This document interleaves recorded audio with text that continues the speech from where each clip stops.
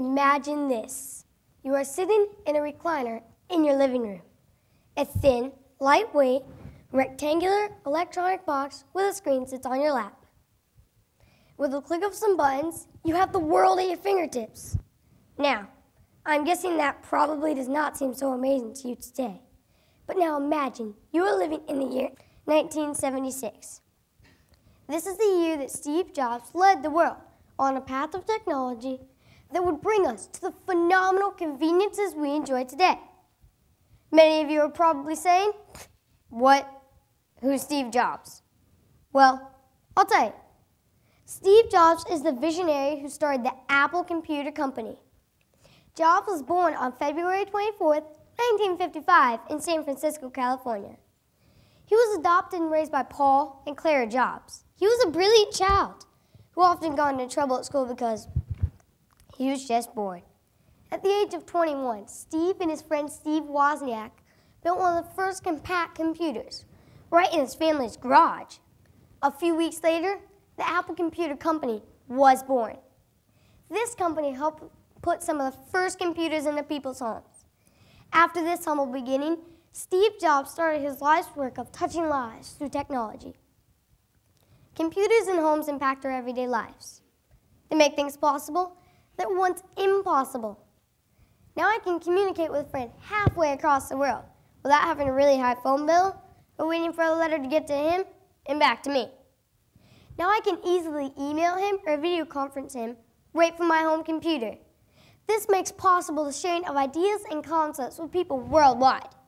One time I was really grateful for this possibility was when my grandmother's dog, Abby, got into some poisonous berries.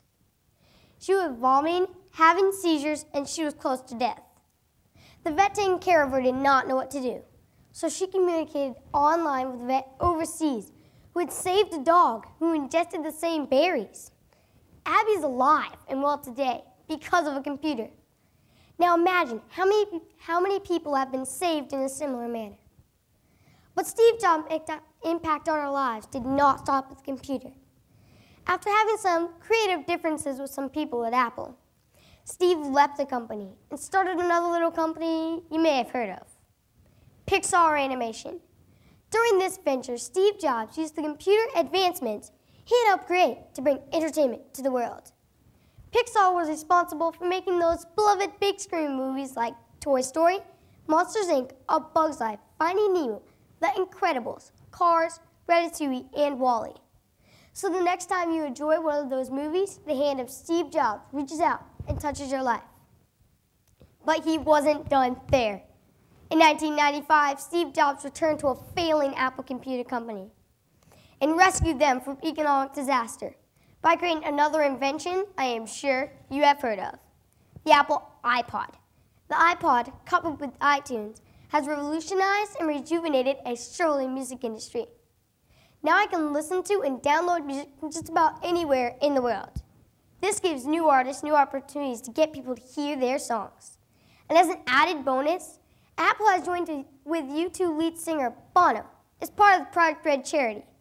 When you buy a red iPod Shuffle, a red iPod Nano, or a red iTunes gift card, Apple donates money to help fight life-threatening diseases like AIDS, tuberculosis, and malaria. They have raised over $100 million for this cause. What a great way to join hand in hand with Steve Jobs to help give life-saving medicine to people in need. And if all that wasn't enough, his latest invention brings everything together. The Apple iPhone. The iPhone allows you to access the internet, listen to and download music, play games, watch movies, join in social media, and it can also place phone calls. So the next time you are emailing a friend on your Apple laptop, watching a movie from Pixar, downloading the latest Jonas Brothers album on your iPod, or calling someone on your iPhone, you can thank Steve Jobs. Now, I'm guessing the question is not who is Steve Jobs, but how many lives has Steve Jobs touched? Sure, it's touched mine. How about yours? Now, if only he could make a device that would do my homework for me. I think I'll go text him right now and see if he can hook me up.